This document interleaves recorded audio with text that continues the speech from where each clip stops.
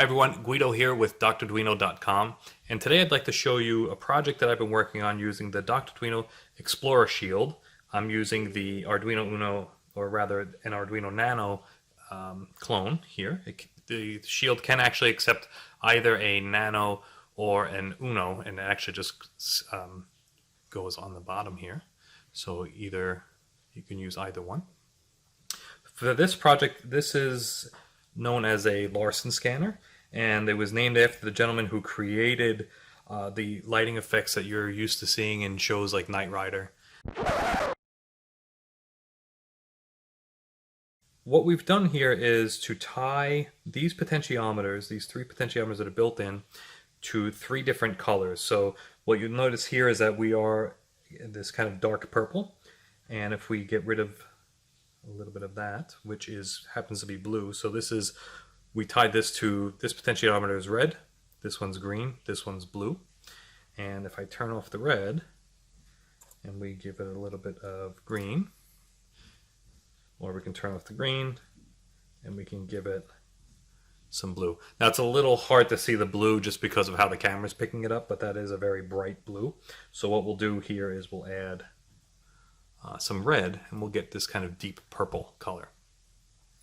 Now, something that I thought was pretty neat to do was to use the onboard LDR sensor, which is built into the Explorer Shield itself.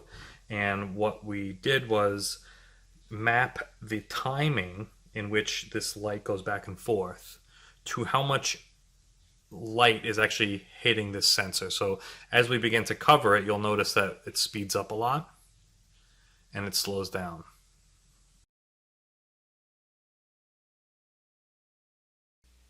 Okay, so let's take a look at the code and the under the covers back scene and see how we were actually able to make the Larson scanner with just a few lines of code. It's really pretty simple.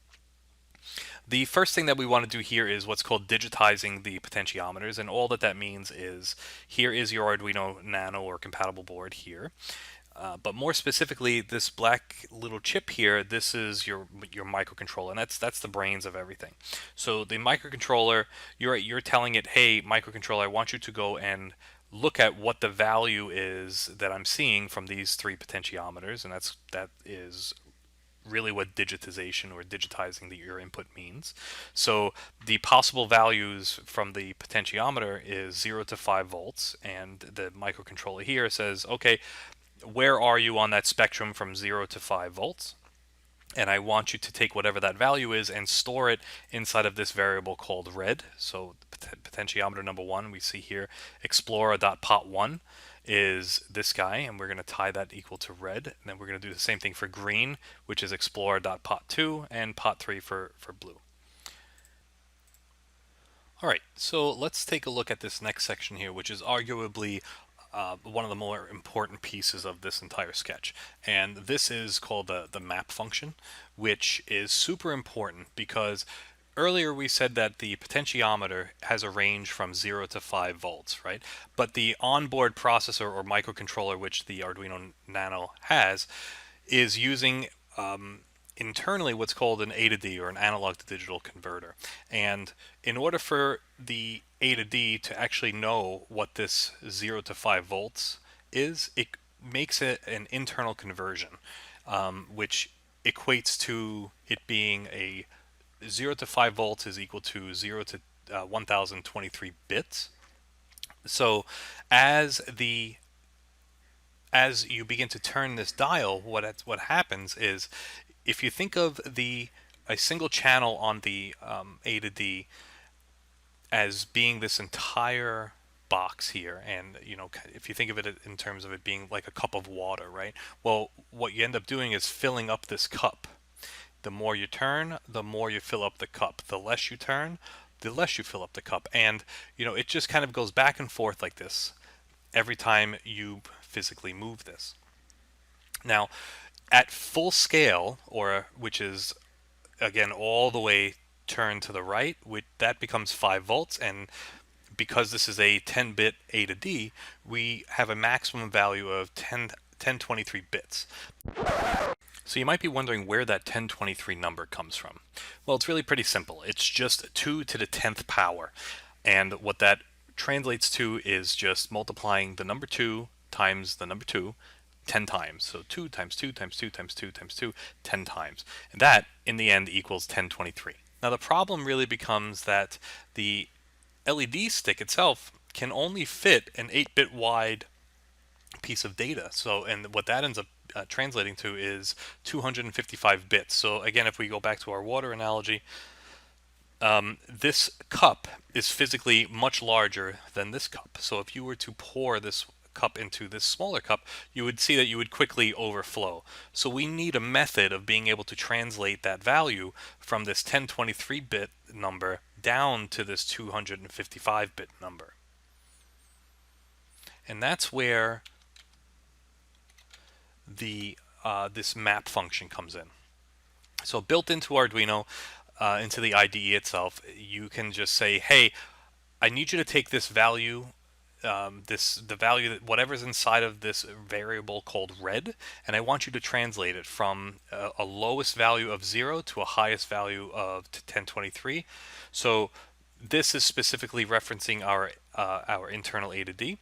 So now it's saying, okay, now take whatever number that you have here, and I want you to translate it into a similar but exactly linear number from 0 to 255 bits. So what does that actually mean? That means if I have 5 volts, I'm at 1023 bits, which then will get translated down to 255 bits. So now you're able to turn this pot all the way to the right, which will give you 5 volts.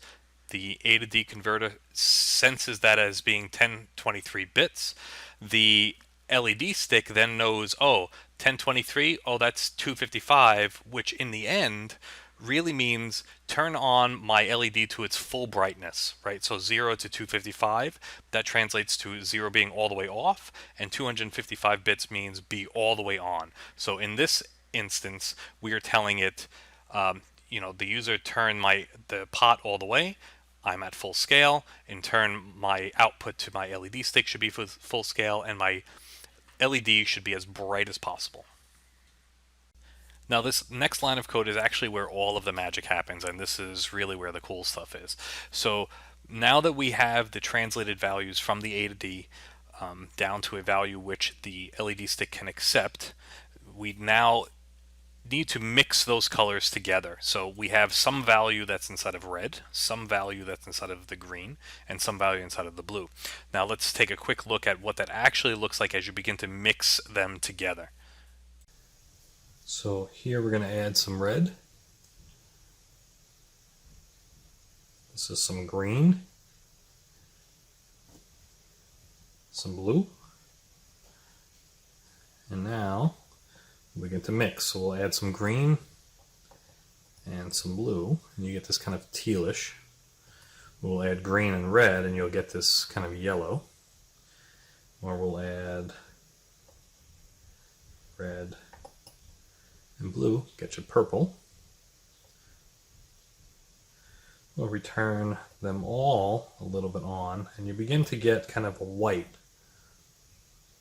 Well, that's it. Join me tomorrow, and I'm going to show you exactly how to control these addressable LEDs one by one, just like you see here in the video, to make it do this Larson scanning effect. If you're interested in owning a Dr.Duino Explorer, please visit us at drduino.com/Larson scanner. When you purchase, you will not only receive the Larson scanner code, but there are also other great projects that you can build right out of the box. There are up to 14 different projects which are included depending on the package that you purchase. Well, that's it. Visit us at drduino.com/Larson scanner and get your Dr.Duino Explorer today.